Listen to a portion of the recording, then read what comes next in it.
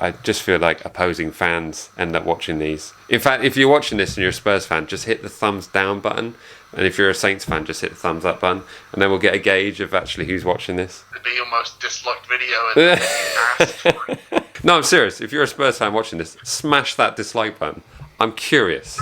But subscribe, you know. Yeah, subscribe at the same time. Yeah. Because we're almost at 1,000 guys, so...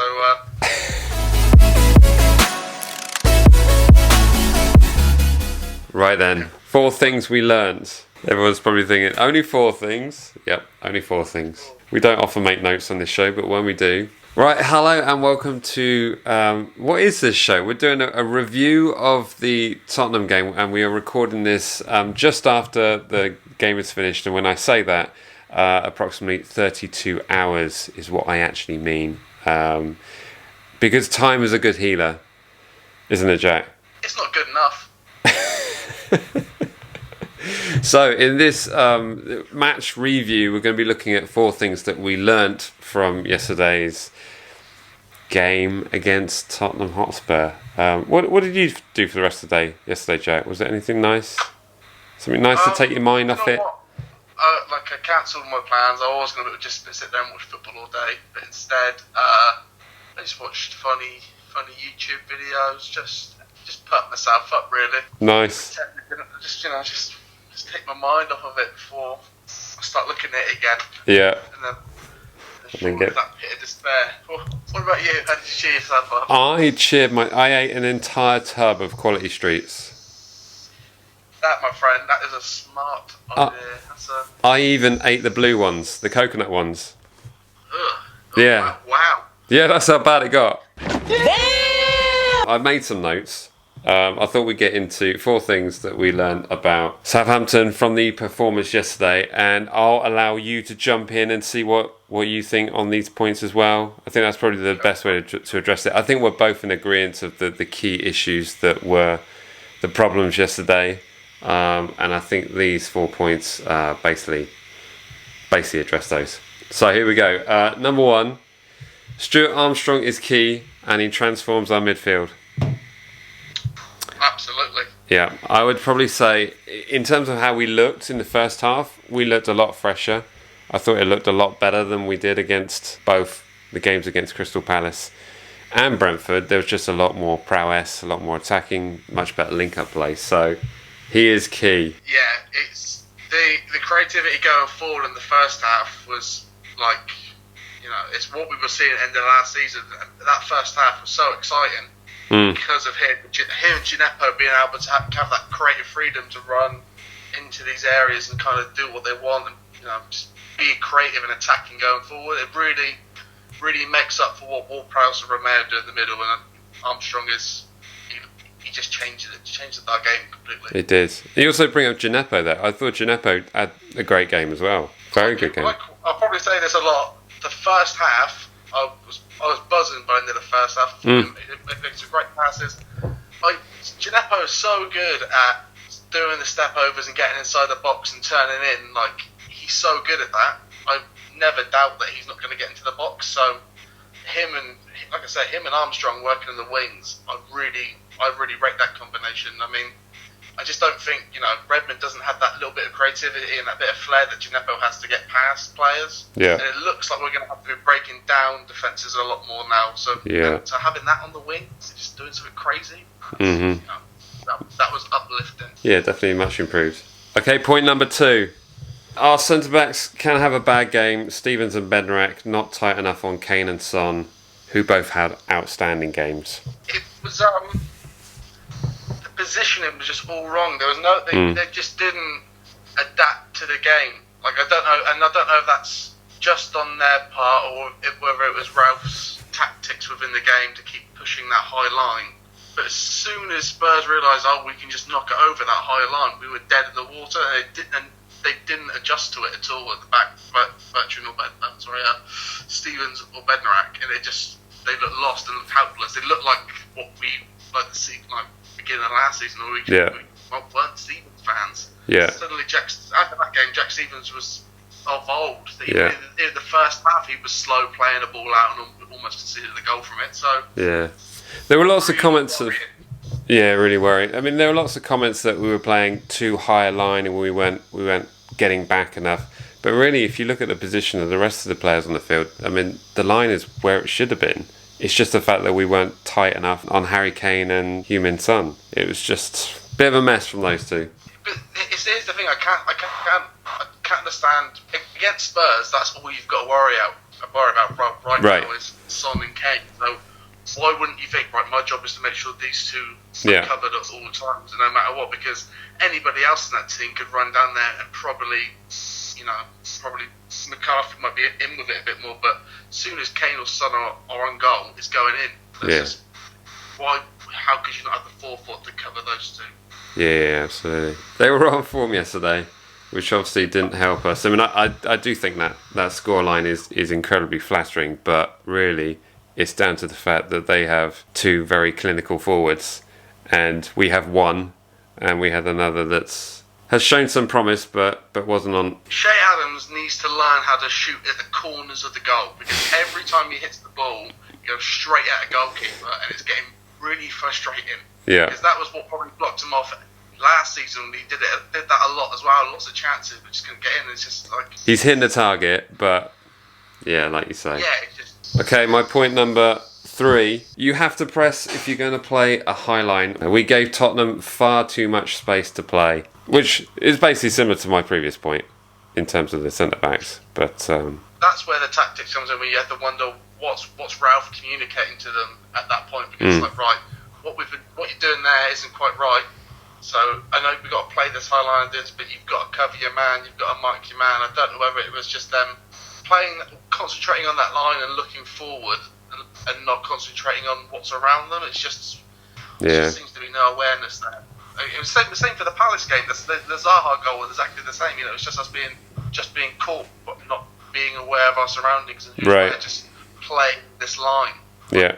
Walker Peters Palace game was so high at the pitch because he's ready to press that he's not covered Zaha coming through. So it's it just seems to be an awareness of what's going on outside of the play. Yeah, it's just down to those central defensive positions and also the defensive midfield position that weren't tracking back quick enough. But like you say, it was a similar issue at Crystal Palace, really. And then my 4th and final point, it's a fairly obvious one, actually. We need to strengthen the squad. Our squad is far too shallow. And effectively, we do need to find a defensive holding midfield player to replace a player that we sold. I mean, we had Oriol Romeu have a pretty decent game, but he picked up an early yellow card and had to be substituted for obvious reasons. So, and then when he was substituted and Smallbone came on, as much as we love seeing Smallbone, it's like, wow, are we already at Smallbone? Because that's not cover for Romeu. He's not going to do what Romeu does. No. Even when Nathan Teller came on, you were like, okay, awesome that we've got a young guy coming on, but is that what we've got? Yeah. That's not a team that's going to survive. Don't you say that. Why can't we make this money from somewhere and get its wages? But we've spent stupid before. Just give them some money. Yeah.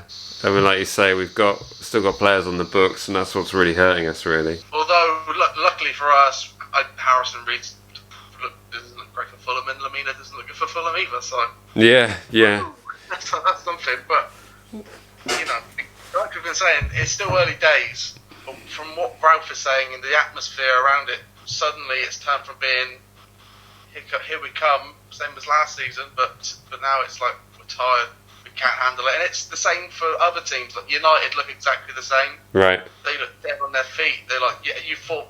They were unbeaten with 14 games coming in, and then you look at them and you're like, wow, they look tired and they look like they don't want to play football. Yeah, I think that's a good point. I mean, I think there was a massive amount of goals conceded over the weekend. I mean, they were all like 4-2s and 5-2s and all these high-scoring games, and there's got to be something in that in regards to player fitness, fatigue. On the upside, I feel like if this is the season so far, that if Americans were watching it for the first time, they'd be like, "Wow, have you seen how exciting the Premier League is? There's 8 goals a game. It's well exciting." Come on, Seattle! In reality, everyone here is like, "Oh my god, we're all so tired." Yeah, exactly. Yeah. But like you say, it's still early days, and we'll just have to see where it goes. But we definitely need to find a replacement for Pierre-Emile Højbjerg, aka Judas Iscariot, for revealing all our tactics to Jose so they could play the perfect game plan. But who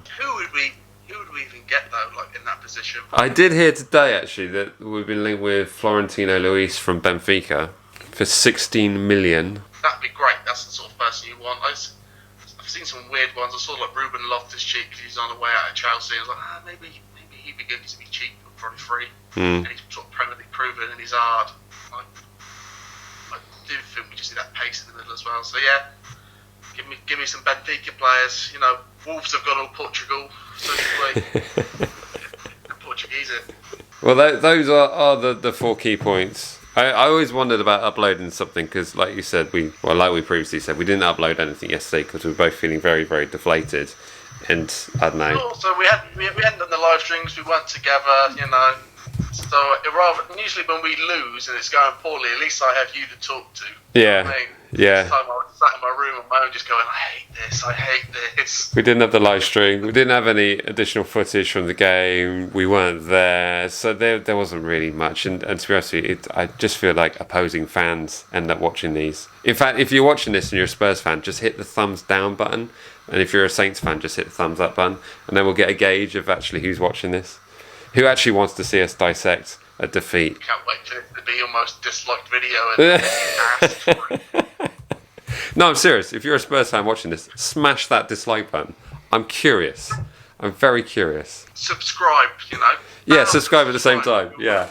Because we're almost at 1,000 guys, so... So there we go. Any other thoughts on yesterday's game, Jack? I've kind of put into this formula and sort of locked us in, and I felt I haven't really given you a chance to speak. You've covered everything that I agree with. It's just that, like we've said, it's the communication on the pitch, it's the tiredness. But again, we are still 2 games in, and it was Spurs. You know, it is that can happen against Spurs. You know, when it was 1-0. I thought this is how the game will be now. We're defending this. Hopefully they don't score. And unfortunately, they scored. So it's like the Man City game, but if Man City put away those 150 million chances that they had. So it's hard to take. We defended that one a lot better, though. We did defend that one a lot better. Yeah. Exactly. But, you know, McCarthy still had to do a lot. You know, McCarthy's positioning, that's probably one thing I should say. I did think at the beginning of the game, the way we play, McCarthy has got to be in the right spot if they do break, because if they come in, if they get behind the line, he needs to be in the right spot, and he's never in the right spot. And I've seen today more talk about Jack Butland coming in.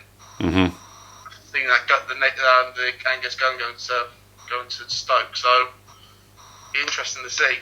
I do think maybe some more class in goal. McCarthy is starting to rattle my nerves a bit. Yeah, he's playing like a sweeper role where he was sort of having to make a decision whether he went for a ball or not, and there were a couple of decisions where he decided to go and not go. And quick enough, not fast enough. He's just he's a good shot stopper, and even in the first half there was he pulled off some good saves, but we need more than that in the role that we're playing. You know, we need someone who knows the box, who's defensive minded, and I just don't think he is that. I don't even know Jack Butland's that. I don't know if Fraser Forster that. I know Angus Gunn isn't that. But I too was like you, actually watching that first half. I was thinking, do you know what? If we can get to half time without conceding, this is looking good. Because I remember the games that we've played against Spurs in the past where we've only been 1 goal behind at half time, and it's actually been okay in the second half, but it just completely capitulated in the second half. Especially with all the goals that were cut off, the amount of times Harry Kane was denied a goal from offside. That I felt like it was really starting to affect him. Yeah. And then he had the upswing at the end of the half, and then he was just playing this quarterback role where he was just pinging balls through. They're going to be blooming dangerous with Bale. Yeah, they are. They're going to be seriously good. I still think Arsenal's going to have a better season. Yeah, I mean, they did look like a lost bunch of players in the first half at times, but my goodness, I think it was definitely a Harry Kane and Son show. Anyway, that's enough dissecting. I feel like we've just had to talk about a really difficult subject that needed to be addressed, and we've done it. So it's done now. Can we go back to being positive? So, hey, we will, of course, be shooting our punt and predictions preview show for the Burnley game. So if you have any questions about that or any comments you want to stick in for that show, please let us know in the comments section below, and we'll talk about those points. All right, thanks for watching. Thanks for joining us for this episode. Do all the things, like, comment, share, and subscribe, and we will see you for the punt and predictions preview show for the Burnley away game. My confidence is not high for that. No, a team that's really good at defending. But join us anyway. We'll be being as positive as we possibly can be. All right. I'll have a cocktail and it'll be fine. See ya.